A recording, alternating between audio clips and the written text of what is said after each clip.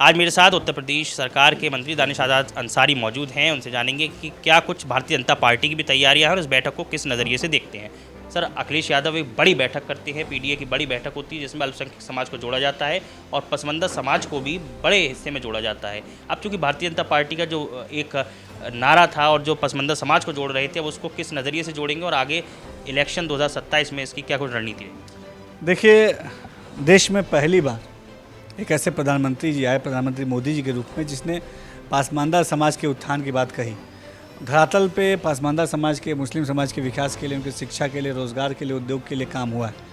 ईमानदारी से जो हमने काम किया, आज उसी का सार्थक नतीजा है कि अल्पसंख्यक मुस्लिम समाज ये शिक्षा और तालीम की तरफ आगे बढ़ रहा है, विकास की तरफ, उद्योग की तरफ आगे बढ़ रहा है। इसी बात से समाजवादी पार्टी परेशान है, क्योंकि समाजवादी पार्टी ये नहीं चाहती कि मुसलमानों को अच्छी तालीम मिले और रोज़गार की तरफ आगे बढ़े।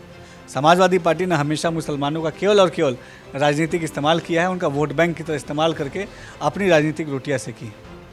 सर, अब चूंकि शिक्षा की बात हो रही है तो शिक्षा को लेकर अल्पसंख्यक समाज किस तरीके से आगे बढ़ रहा है और क्या कुछ तैयारियां हैं जो अब नए सेशन सत्र में देखने को मिलेंगी? देखिए, मदरसा शिक्षा की बेहतर व्यवस्थाओं के लिए हम लगातार काम कर रहे हैं।